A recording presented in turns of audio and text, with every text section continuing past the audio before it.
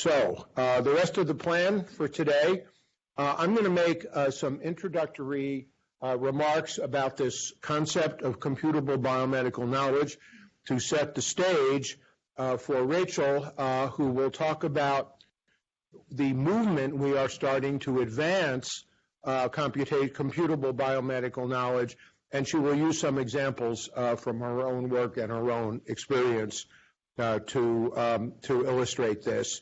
And then toward the end, we'll have a question and answer session in which Rachel and I will both participate. Okay, so that's the plan for today. That will take us up to 1:30. So I'm hoping to convince you this afternoon that computable biomedical knowledge is a really, really big idea. Not just a big idea, and not just a really big idea, but a really, really big, tectonic, transformational, and I'm welcome additional superlatives, idea. And I will do this in a way that begins with a way to think about what knowledge is. Now, I realize we could spend the whole afternoon, the whole week, probably the whole month, and the rest of 2019 talking about what knowledge is. We're not going to do that. I'm going to suggest to you a way of thinking about knowledge that is probably more limited than what a philosopher would consider a satisfactory exposition of this idea, but it serves the purpose for the points I'm trying to make. And I'm going to suggest to you that for the purpose of this discussion, it's useful to think about knowledge as the result of an analytical or deliberative process that holds significance for some identified community. So knowledge can be the result of some computational analysis of data leading to a model or a conclusion. It could be a deliberation by a board leading to a best practice guideline that might be informed by analytics or some combination of those. What the bottom of the slide seeks to illustrate is that that analysis or deliberation does not result in what I would call knowledge. It results in something that I would call proto-knowledge. Proto-knowledge does not become knowledge until some identified community that has some kind of authority in this matter reviews and endorses the result and says, yes, we believe in this. Professional associations often do this. Journals do this through peer review. Government agencies do this through rulemaking. So it's a two-step process to create knowledge. Analytics/deliberation, followed by some process which makes this knowledge legitimate and significant for some identified community. You'll also see on the bottom of the slide an arrow, two arrows, illustrating the fact that after endorsement or authorization or acceptance by somebody that makes proto-knowledge into knowledge, there are two ways this knowledge can be represented. It can be represented in human readable form, in words and pictures and readable equations, and it can be represented in computable form, in code that computers can process. And I illustrate that with what has become jocularly called a golf ball. But that is to represent a knowledge object, what I will later refer to as a knowledge object, which is a computational artifact. It's something that computers work on and can read as opposed to something people can read. Hold on to that point for the moment. So what are some examples of knowledge in biomedical domains conforming to the definition that I just gave you? Well, predictive models, which have become almost omnipresent in biomedicine now, codifications of best practice, in various forms. Guidelines are one evidence of this. Decision trees and decision models are another form of knowledge, and policies governing research conduct would be another example. And this is just a few of the different types of biomedical knowledge which are out there, conforming to that definition of being a result of analytic and/or deliberative processes. Now let me add another concept, which is persistent knowledge. Persistent knowledge is knowledge that has an explicit representation at any point in time. So a journal article is a way of representing persistent knowledge. A policy, a federal policy in the directory of federal regulations is another form of persistent knowledge. A computer program which executes that policy or that model is another form of persistent knowledge. So these representations can take two forms for persistent knowledge, a readable form and a computable form. I want to emphasize that making knowledge persistent does not mean it is static. A representation can be changed from an earlier version to a later version.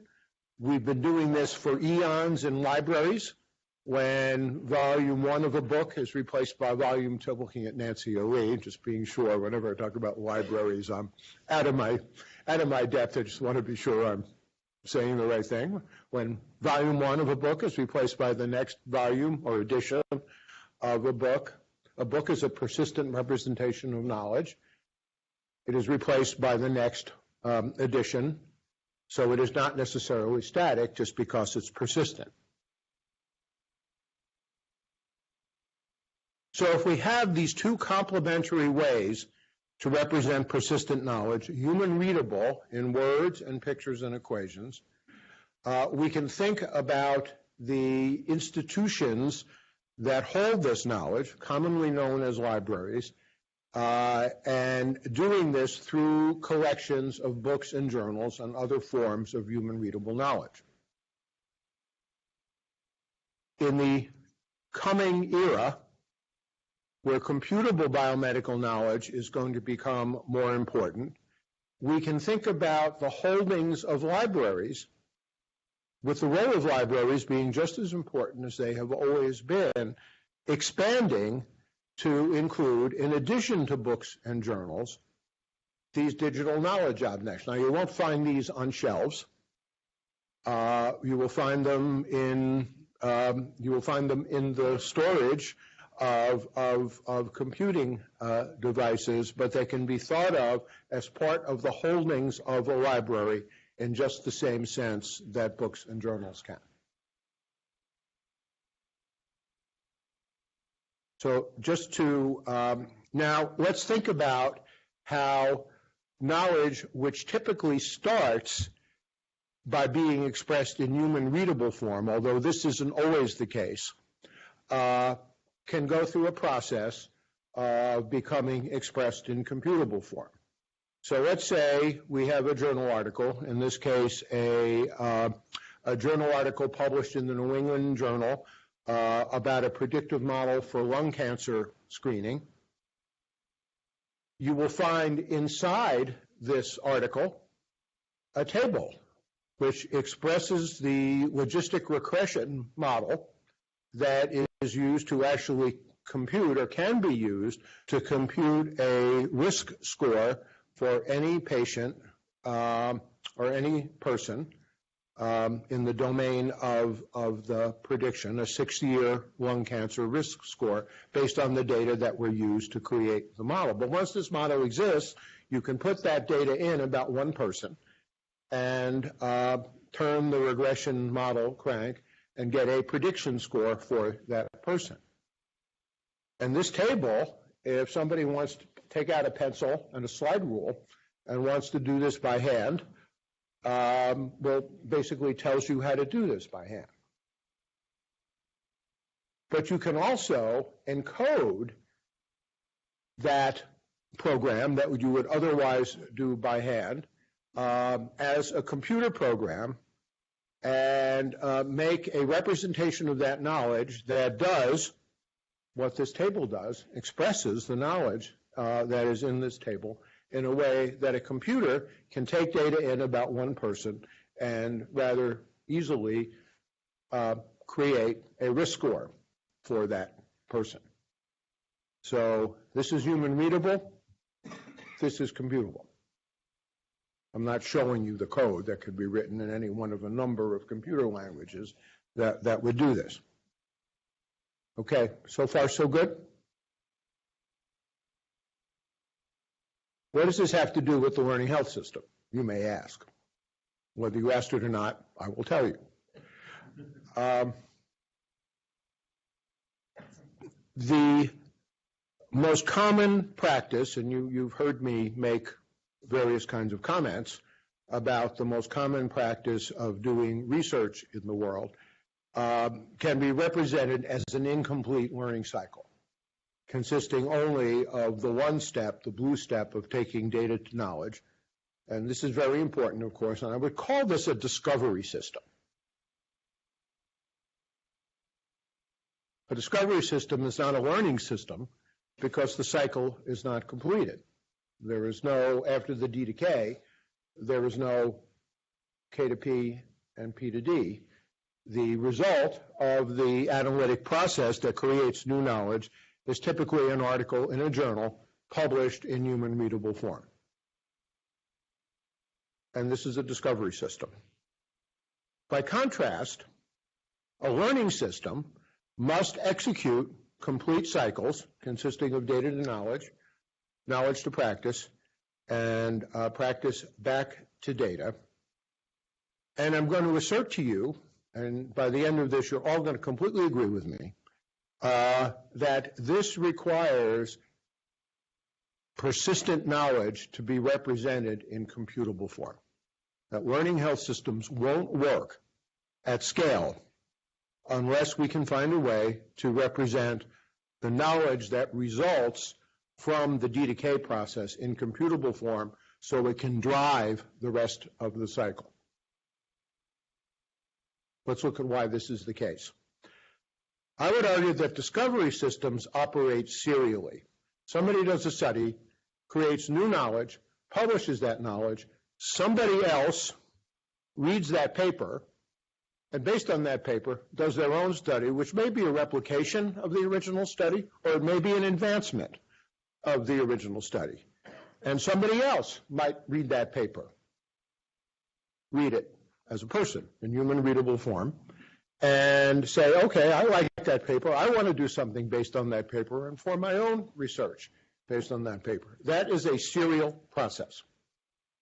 And I would argue that the printing press, invented 600 years ago, which enabled mass access to knowledge, was and remains perfectly fine to support this process. So discovery systems only require mass access, and mass access is well enabled by knowledge in computable form. Knowledge in human readable form, I'm sorry. By contrast, learning systems operate in parallel. In fact, they're massively parallel. And massively parallel operation of learning systems requires mass action for many, many things to happen almost simultaneously to support the work of learning communities at any level of scale. So you can think about a small-scale learning system at the level of a hospital or one organization, and if full learning cycles are going to operate within that organization, the knowledge that is generated by the organization that is going to be applied to change practice in that organization has to be applied routinely and quickly and to many, many people, maybe even simultaneously to many, many people. This is a parallel process. And it's the same thing for a learning system that is scaled to national scale. I'm showing you Switzerland here because for the moment Switzerland has the only national learning health system initiative that I know of. You can think about practitioners all over the nation of Switzerland who are participating in learning cycles and whose work is being guided by the knowledge being produced in these learning cycles. In order to work at scale, this learning system needs the capability of mass action to distribute advice or whatever it is that's computed out of this knowledge to many, many people in many, many places, whenever and wherever it's needed. And that is mass action. And to enable mass action, computable representations of knowledge are required. You can't enable mass action by people reading things, deciding what to do, and then banging out a message based on figuring out who has to hear this and doing this manually. It just won't work at scale. It's cumbersome and it's too slow.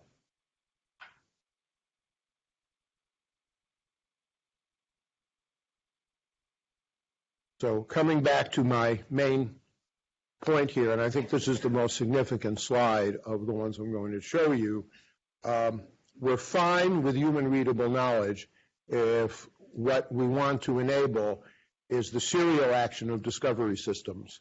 We need computable knowledge, persistent knowledge represented in computable form to enable the mass action that's required for learning systems which execute complete cycles at any level of scale. So now to bring this to a close, we can think now, making this a little more practical and down to earth, about how we might get from human readable knowledge and the collections of that, which are in the libraries of today,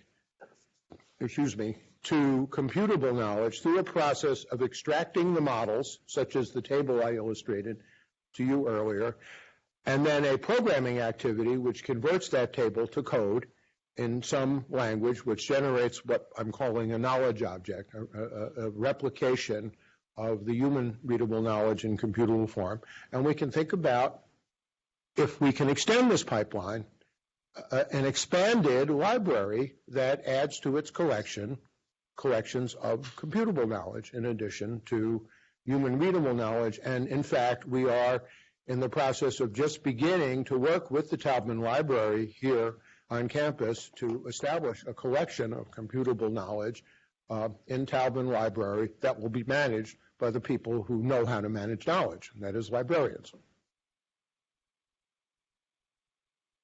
Then we can think bigger. We can think about, once we have these libraries of computable knowledge around the country and around the world, they could be linked. And this leads us to this idea that as more and more human readable knowledge is made into computable forms, we can think in terms of a global computable knowledge ecosystem. Other than that, we're thinking very small about this idea. So we're not crazy. At least if we're crazy, other people are crazy too, because others have written about this. There's a terrific article that the URL for which is written here from the Atlantic last year called "The Scientific Paper is Obsolete," which basically makes the same point that I made, that human readable knowledge alone in the modern world is not going to get us to the finish line. And the National Library of Medicine's 2017 new strategic plan, not so new now, but then new, strategic plan is very significantly devoted, or a substantial fraction of the plan can be seen as being devoted to this idea of extending the holdings of the library to include computable knowledge and what will be required to do that, and what services then a modern library would need to provide. Okay, so that brings me to a close. I hope I've established this concept of computable knowledge for you. I hope I've convinced you that it's important, transformational, tectonic, and all those other superlatives that I was introducing earlier. So let me turn this over to Rachel now, who's going to talk about continuing the story, what we're actually doing conjointly with Rachel at Duke, with a lot of support from people at Michigan, many of whom are in this room, and then Rachel will add this, fold in her own experience and some of the work that she herself is doing. Up the story that Chuck began with, this need for the importance of computable biomedical knowledge to learning health systems and to healthcare in the U.S. and globally, and talk about this effort towards mobilizing that. Then I'll share a few words about my experience on different research networks, and in particular the LHS Collaboratory for Pragmatic Clinical Trials, and then I will move to a discussion. So we had a meeting, well, let me back up and say, Chuck and many colleagues have been pursuing this idea. As you mentioned, the idea has been on the street for a while. The idea of mobilizing computable biomedical knowledge and building a community of experts and advocates around that is something that has been under discussion for a number of years. And I was proud to be invited to co-host and participate in this meeting in July of 2018, just last year, hosted at the National Library of Medicine. And we had 150 people come together from a variety of backgrounds, different stakeholder groups, to talk about this idea and begin to advance it.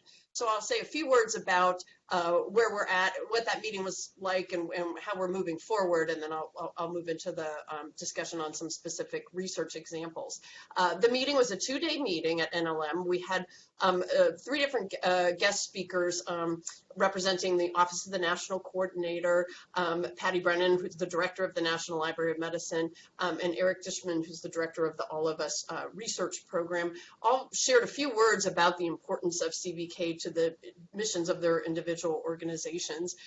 We also began the meeting with a manifesto to document some principles around the importance of computable biomedical knowledge and the need to mobilize it to enable mass access and mass action. We actually distributed that manifesto several weeks before the meeting to people that were registered and offered them an opportunity to give verbal comments. Then we pulled those together. We presented at the meeting and had a reactor panel to just say a few words about that manifesto and make sure that everyone was on the same page for these 2 days of active discussion that we had. And then we made a public version of that, another public call for comments, and it's publicly out there, and I will point you to some resources for that and the rest of the MCBK movement at the end of the talk. But we have panel and poster sessions and a number of breakout discussions over the course of 2 days to try and advance this movement. And we also had open mic and options for people to participate and bring forward ideas or suggestions that we and our wonderful planning committee hadn't thought of yet. After the 2 days, lots of rich discussion, lots of diverse attendees representing different stakeholder groups. So you can imagine it was sort of difficult to pull that together with this new and large concept, this very, very big idea. But the outcomes were, there was consensus to advance this idea. People wanted to continue the discussion, thought it was important, and thought a number of theme-based work groups could continue that. We also wanted to develop or recognize that we needed a supportive infrastructure, a website and communication support. And University of Michigan, under the direction of Chuck, have been kind enough to support that. So we have made some progress since this meeting in July. We've created a webinar series and had a couple and plan to do that to continue to engage and draw in people to this effort. And there's a plan for a second public meeting next summer, also at the NLM, and we'll share those details at the end of the talk. And then there's an interim governance, which is not terribly formal, but we have a large planning committee representing a number of different disciplines and areas that are really integral to this concept of mobilizing computable biomedical knowledge. And they've agreed to act as a steering committee for this effort, which I will call a movement or a community. I flop words.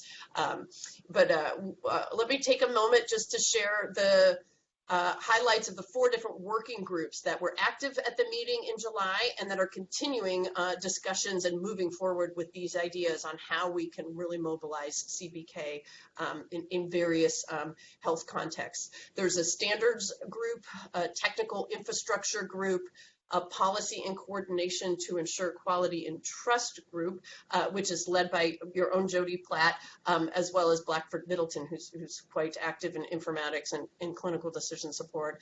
And there's a sustainability for mobilization and inclusion group.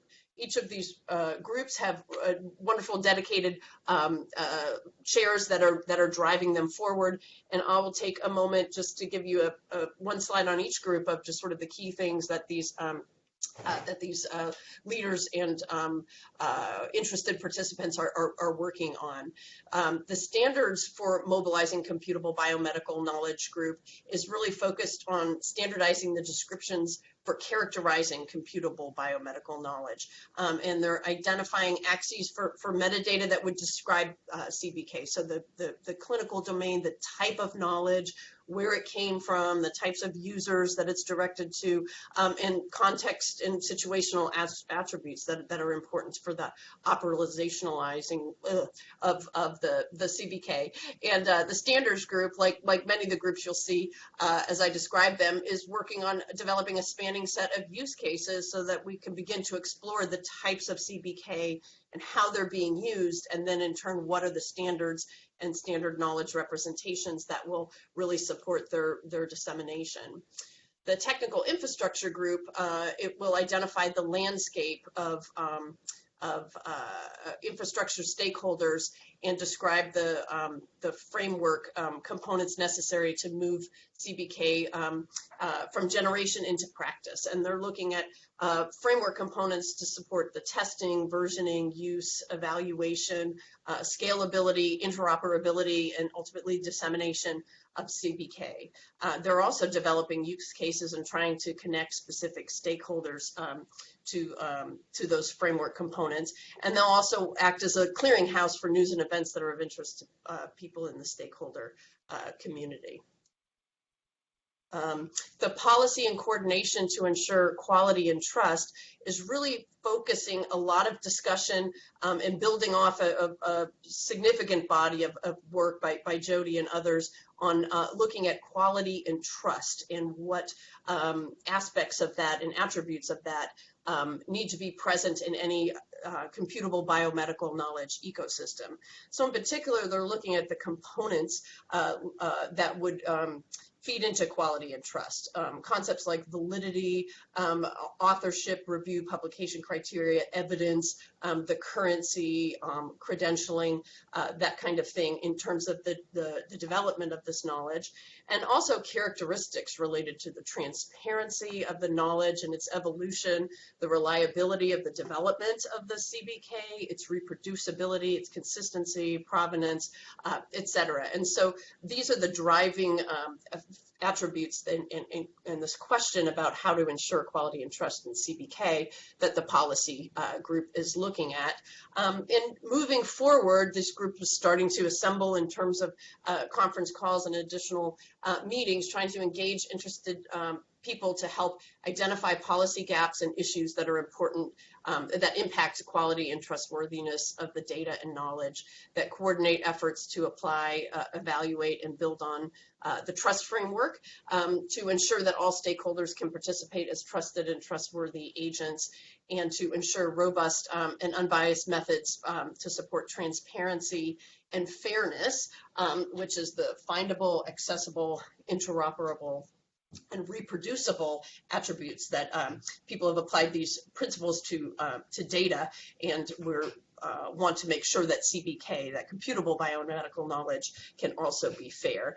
And this group is also looking at methods to support representing and ensuring the currency, validity, and provenance of CBK. And they're looking at the current landscape, and one project project that they're working on, or idea, is the notion of product information labels for computable biomedical knowledge that would promote transparency and trust, but also be developed and modeled in such a way that people can reasonably contribute these and will want to share this kind of information with their knowledge objects. The sustainability for mobilization inclusion is the fourth work group that spent some time discussing mobilizing CBK at the meeting, and is really making some great progress in terms of moving forward.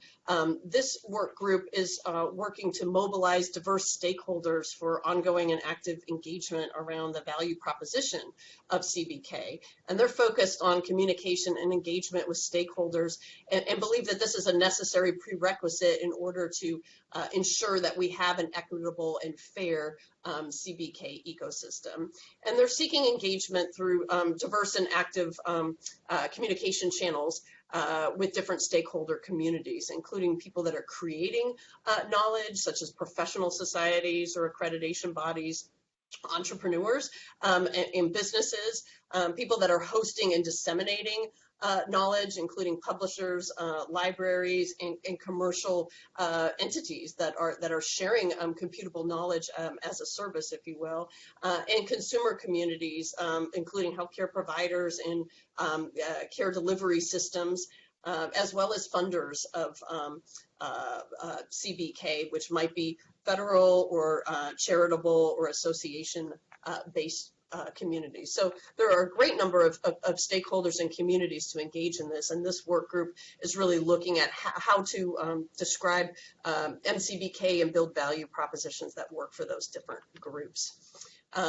So with that said, I'm going to move and spend just a few minutes now on how this applies to some of the projects that I'm working on, in particular my my research with the NIH Collaboratory. Just by way of introduction, I've been here at Duke for 6 years, and I do appreciate that Chuck has engaged me in this effort despite the fact that I'm at Duke.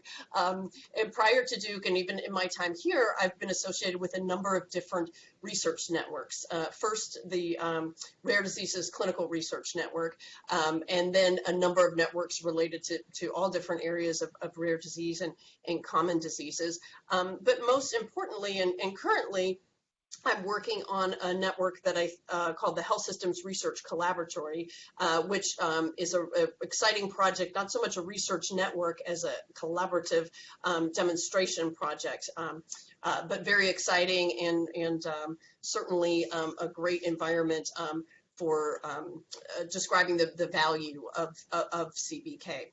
So the NIH Healthcare Systems Research Collaboratory, we just call this is my collaboratory, is initiated through the Common Fund, the NIH Common Fund in 2012.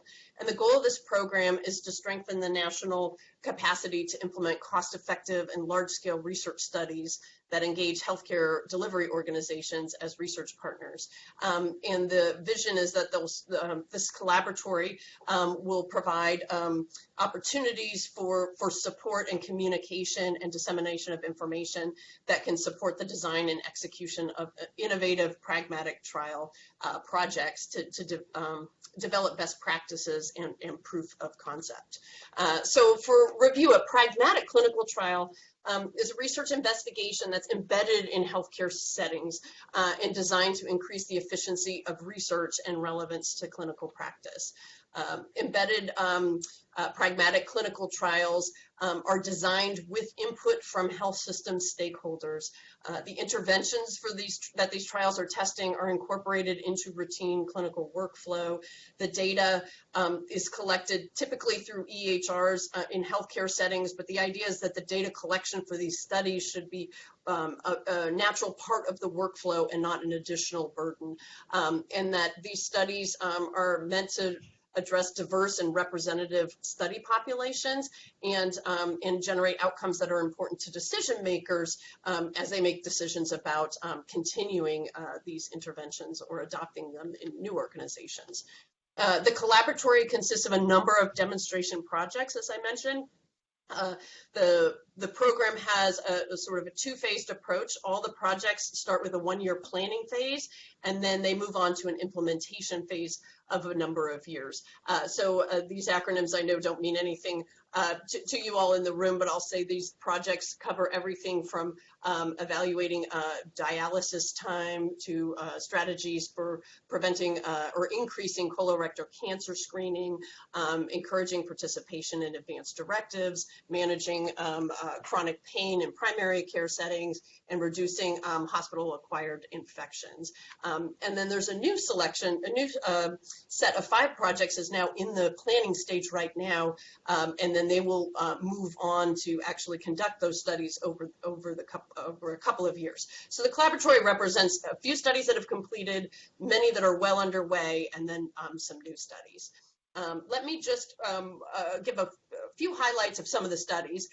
One is the LEAR study, Lumbar Imaging with Reporting of Epidemiology. This study is led by Jerry Jarvik at University of Washington and is completed, and they're in their final analysis stage. And they were looking at using automated methods to insert epidemiologic information about the prevalence of incidental findings in lumbar spine imaging reports, sharing those with physicians and determining if that changed the utilization and follow-up behavior.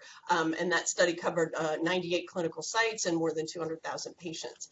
The TISO study is a step wedge cluster trial that's testing innovative intervention for patients with PTSD and comorbidity. And they are applying different types of screening tools for PTSD in trauma centers, 25 trauma centers, and then applying an intervention and looking at the outcome of that. But as you can imagine, each of these different trauma centers has different electronic health record systems, different capacity for doing the screening and using different automated versus very manual techniques for it. And so the idea is this trial, as with all trials, is to allow for some of this variation to occur, but to be as consistent and faithful to the intervention as possible across all these sites. One of the newer studies is called Nudge, and this study is actually a patient-level randomized study that's looking at text messaging and automated chatbots to increase medication adherence in patients with chronic cardiovascular conditions. And then the primer study is new, is using a fair amount of decision support to implement reminders and information about palliative care targeted to physicians in emergency departments. My slides are moving fast, and that may be a good thing. I'm close to wrapping up here so we can move into some discussion. The common theme with all these studies is that they participate in this learning laboratory, if you will, and we share information from all the trials, the decisions they've made in terms of design and implementation, and also aspects related to adopting existing knowledge and disseminating that as part of a living textbook. So I encourage you to check that out. We're continually updating that. And I think the summary and common theme for all our projects is that even the simplest ideas for practice change are very complex to implement and rigorously study. And so that's really what the collaboratory is aiming to do with all of these studies, and I think this is very germane to the idea and the notion of learning health systems. So collaboratory investigators are very engaged in that idea and trying to support how their organizations can learn from these innovations. Other common themes with these projects that related to the collaboratory and its requirements, all these studies are really designed and meant to be rolled out broadly if the interventions are successful. So investigators are really encouraged and assisted to design the trial with that dissemination in mind. And as such, all the investigators and research teams are required to develop very detailed sustainability plans for how these practice changes and health innovations will continue. And computable biomedical knowledge is a big part of enabling many of these interventions. And each of these projects is as with any NIH project, required to have a data sharing plan, but a resource sharing plan is also, it's becoming quite clear that the resources that are generated from these projects are including analytic code and executable tools and customizations for different EHRs, and that these artifacts need to be shared as well. So just to kind of summarize the CBK in the collaboratory and these pragmatic trials, we can think of it in a couple of different ways. The CBK can be the intervention itself. So some of these trials are meant to test decision support very explicitly. Sometimes CBK can be used to support the intervention itself. If the intervention is the delivery of information to providers, then automated methods to make that happen and different types of decision support in the form of alerts or info buttons or again, customized information can be part of these interventions. And then CBK, computable biomedical knowledge, can also facilitate the assessment of the implementation. So how consistently and faithfully is the implementation or is the intervention being implemented at the different sites, the conduct of the trial, and also the analysis. So let me end with just sort of tying back to some of those studies that I mentioned and thinking about or sharing sort of my thoughts on how CBK or FAIR, so findable, accessible, interoperable, and reusable computable biomedical knowledge can support our trials and our desire to design and test healthcare interventions.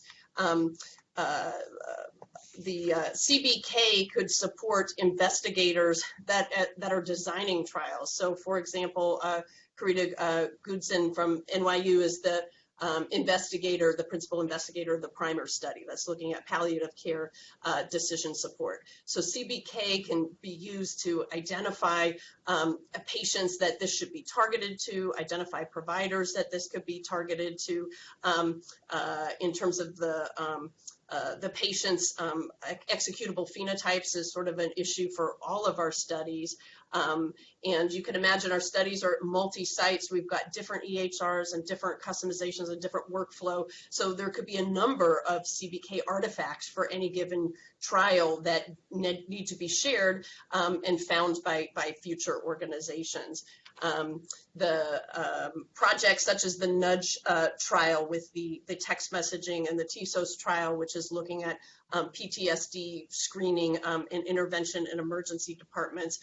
Both of those studies are looking at EHR data to not only identify people for the trial, but to evaluate the outcomes of that trial. So tools that support the collection and analysis of data, including ETL, extract and transform and load scripts, and data quality assessment metrics that must be continuously performed are things that these investigators and many others that are designing health innovations need and can benefit from.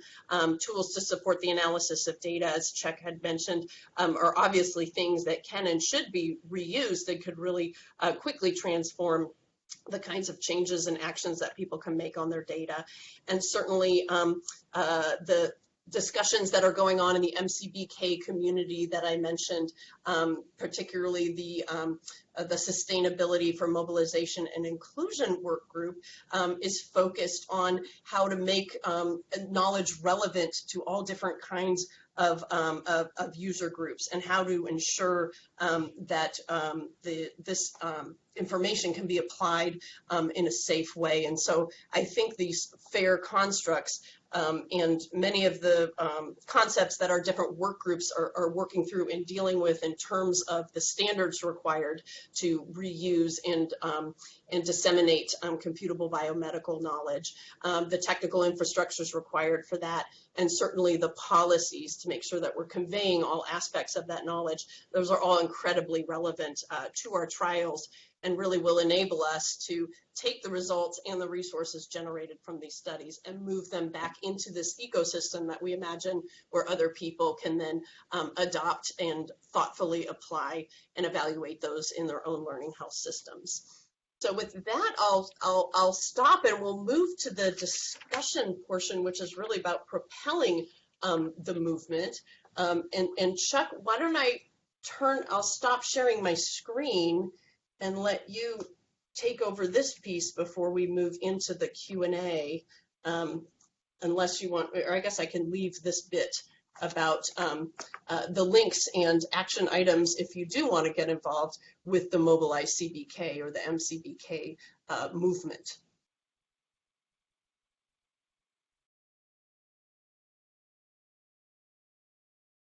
I'm Colin. I was wondering if computable biomedical knowledge was being distributed already, and if so, how? That's a great question. I'll take a first stab, Chuck, and then you can probably give a better answer. It's out. I mean, people are certainly sharing things. The first thing that comes to mind for me is GitHub, and that also kind of illustrates the need for a little more structure around this. So I think there are many people that want to share. Medical journals are now accepting in online appendices different add-ons and tools, and people can use GitHub, and there probably are a number of other platforms like that where people can share. But I haven't seen a place, well, I guess we should stop back, pointing back to the standards work group of this MCBK movement. We feel there's a gap in just a consistent identification. What's the metadata around these different objects that would allow someone to be able to find them and decide even automatically if they're applicable? And then our other groups, particularly the policy and trust group, is also providing suggestions on those kinds of attributes related to the quality and the provenance and the underlying evidence and the development procedures and all kinds of aspects of the CBK that need to be included or somehow accessible so that users can really decide if it's relevant or safe to operate this knowledge in their environment. So I think there are places that it's being shared, but not a single place, and certainly not in a single way. So it's still hard for the user right now to identify objects and reuse them. And I think there are also issues related to the policy and lack of metadata and that type of thing that make it challenging for some people to share their knowledge, particularly if you're a commercial knowledge provider. You want to make sure that there's certain protections there. So those are some of the challenges that we're dealing with. Chuck? Yeah, I was going to bring up the commercial examples. There are actually two companies, probably more, two companies that I know of. One of them is Apervita, with which Blackford Middleton, who's chairing one of the MCBK work groups, is very closely associated. And another is called Semidi, based in Switzerland, actually. And they are basically commercializing CBK. And if you think about what they're doing, it's kind of interesting. They're taking publicly available knowledge, packaging it in a proprietary computable format, and selling it to customers. The business case, clearly, the business model for this is that they're packaging into a standardized format is adding value, and for that they can charge a fee. I don't have any good data on how well these companies are doing, but they are clearly trying to do in a, call it, closed proprietary way what we with the MCBK movement are trying to do in an open way. So there are examples of this, and people with an eye toward making money in this space have already moved into it. Well, G-Chuck, your answer led into a question I was forming in my head. So I wonder if one of you can speak to kind of that danger and the balance that we're having to approach. Because as we develop more formal ways to endorse knowledge that becomes knowledge instead of proto-knowledge, what is the danger that it gets locked behind paywalls and this internet we've been building over the last few decades that's supposed to be free and open and wonderful information starts to become closed again. Okay, there's a big danger. One might argue that what we're doing with this MCBK movement, and particularly basing these meetings at the NIH, to send a message, is to disrupt that business model and to avoid what one might argue has happened with human readable knowledge, where it's locked into journals that people have to pay for access to. So I've shown my colors here, and by the way, before we go to the next question, we have a guest here I should have introduced earlier. Vasa Churchin from King's College London is joining us actually for a meeting tomorrow.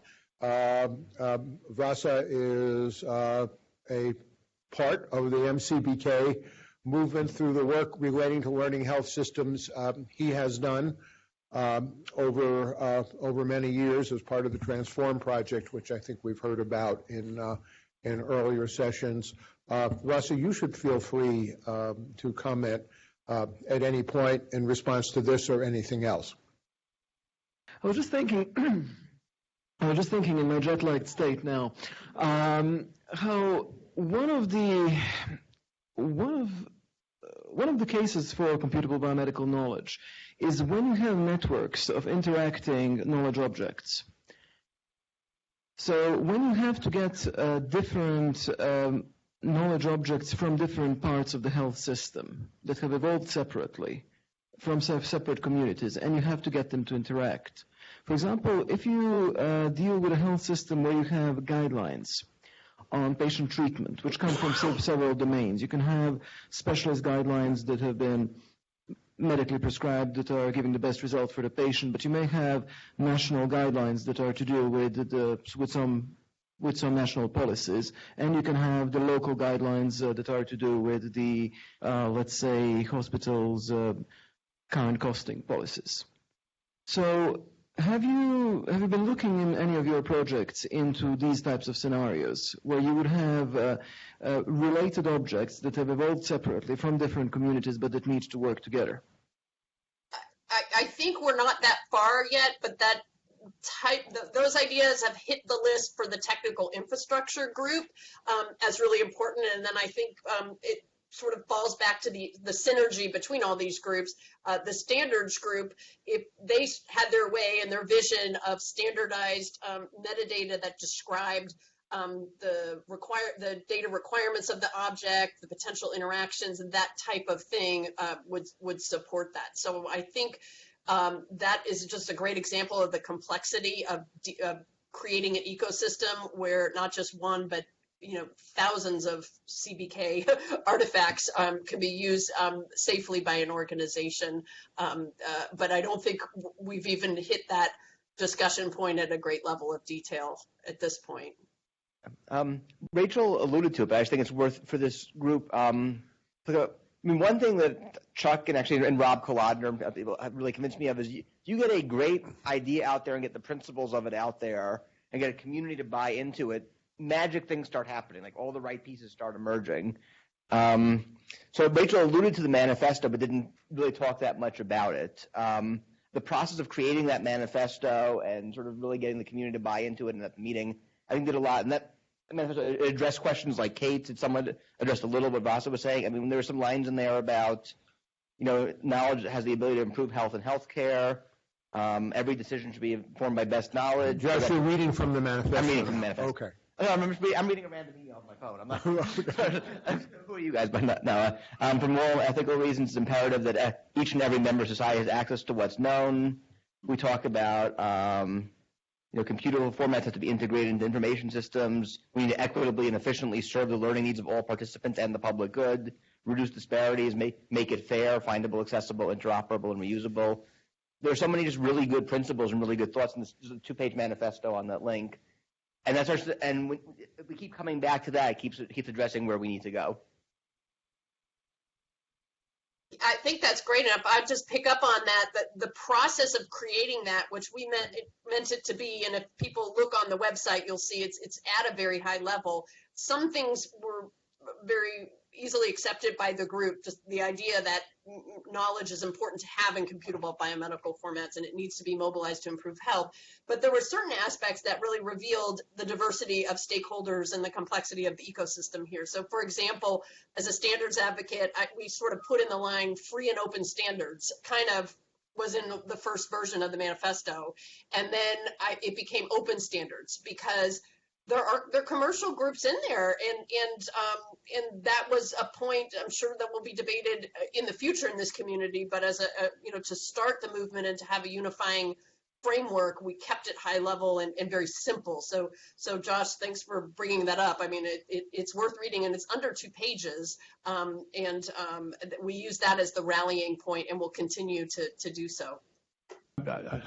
I've worked on the intellectual property issues at this university for years, so I have some concern about the potential as this moves forward of those commercial interests and how much that may become a barrier. I was thinking about the policy of a number of years ago about data sharing. NIH promulgated that all of the data generated by their resources be available. And I'm wondering if there's some way of really working along those lines with federal funding agencies that would extend that through any utilization or alignment or connection to any data that has been touched by federal funding. I'm just thinking of the complexity of coming up with an approach to that kind of large-scale, complex data management that would keep it free. And I'm just wondering if your policy group is incorporating enough people who do commercialization or understand technology and data commercialization practices and challenges, because I can see that as a kind of arc of danger. Great point. I don't know if we have sufficient numbers of commercial interests represented there, but certainly the policy group is co-chaired by Blackford Middleton, who is the chief medical. I mean, he played. I'm not sure of the exact role, but he works for that Apertiva company that's in the business. Chief informatics officer. Chief informatics officer. So there are a couple of sort of business voices that are active in the movement at this point. And they sort of keep us real in terms of remembering those interests. But that's probably an area we could go to really expand that and make sure we're capturing the diversity and enough interests around sort of commercial perspective so that we could be sure to include it. But it is included, but at this point I would say probably an overwhelming amount of people participating in the movement and discussions so far are really coming from either government or academic or healthcare organizations. Yeah, I think we do need to redress an imbalance. There's a big intellectual property story here that has to be worked out. Prior to the open meeting that was held in July, we had an invitational meeting the previous October here in Ann Arbor, and we actually wrote a white paper for that meeting, which was on IP issues, and that was primarily authored by a person in the library system here who was no longer here, but who was also Anna, remember her name? Pardon me? Anna Enrique, who's an intellectual property attorney, and some very interesting issues came up. For example, if you publish a paper in the New England Journal of Medicine, the Massachusetts Medical Society owns the copyright of that paper. But Anna speculated that, and I hope I have this right, that the model itself is in the public domain, even though the paper is copyrighted. And if the model is in the public domain, then anybody can take that regression model and make a computable knowledge object out of it without violating anybody's intellectual property rights. It would be really nice to talk to the authors. But it's not clear that you have to, And that opens the door for companies like Apervita to just turn on a big vacuum cleaner and suck all of these models into their own proprietary representation.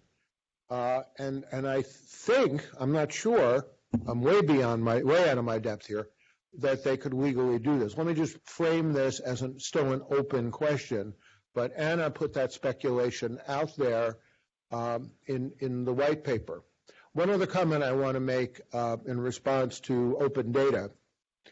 I happen to think making knowledge fair is far more important than making data fair, because the knowledge is the refined gasoline, the data is the crude oil, and the knowledge as such commands a higher price. And frankly, talking to people at NIH, and we've had trouble getting what you would think would be a very sympathetic body to this point to understand that knowledge has to be fair, just as data has to be fair. I'm not saying data fairness isn't important, but to focus on data and exclude knowledge fairness from the discussion makes no sense whatsoever to me, particularly in this age, as Rachel pointed out, of pragmatic trials, which require the kind of mass action that only computable knowledge will enable, as she so clearly demonstrated in her talk. So there's a lot in the points that you brought up, and thank you for that. We have time for one more question or comment. Vasu, would you like to throw anything into the discussion at this point?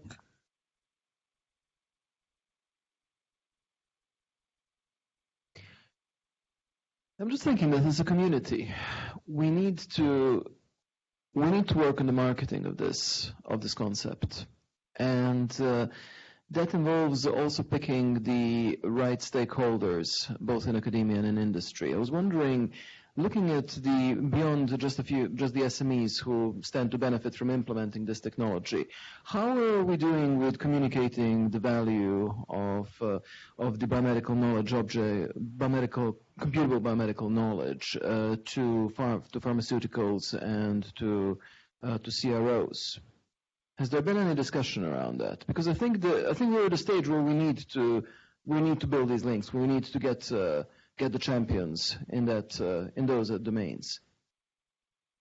Rachel, you want to comment? Just quickly, that's a great idea. I don't think we formalized any of those connections, and I can't remember if we had pharma companies represented specifically at the conference, although CDISC, the data standards organization that's driven by pharmaceutical companies, was there. But I think it hits to the point that they're certainly interested in phenotype definitions and algorithms for identifying patients at risk from EHRs. And so I just anecdotally know that pharmaceutical companies pour money into development, and I could only imagine that they would be very willing to adopt and use and alter existing knowledge in that CBK in that way. So that's a great idea to engage them more. Chuck, I don't know if you had other thoughts. Nothing systematic. I think it's another stakeholder group that if we're going to proceed in a true multi-stakeholder way, we have to engage, and certainly there are resources in pharma that, if brought to bear on this, could greatly accelerate the effort. But that's a good point that you made about computable phenotypes, because pharma sees computable phenotypes as a way of extracting value from real-world data sources. So if you could offer the computable biomedical knowledge as a wrapper around these phenotypes and as a standardized way of exploiting real-world data and encapsulating the variability and the quality issues that come with real-world data sources, because that's the challenge for them, right? That's what they're worried about most of the time. That could be a way in. Yeah, that's great. So you've just described the value proposition now. So I'm going to share that as a new stakeholder group with our sustainability for mobilization and inclusion. So that's a great example. Thank you. No worries. Okay. Thank you. Thank you, Vasa and Rachel. Okay. So I think this format worked pretty well. just like she was here in the room with us. Thanks, Rachel, for being such a good sport and participating in this experiment. In addition to your excellent presentation, and I will point out that you have representatives of the number 1 and number 2 ranked basketball teams in the country on this panel. We'll see where we are at the end of the season. But anyway, I couldn't help but point that out. Okay, thanks again, Rachel. Thanks everybody Thank for you. coming Bye, today. everybody.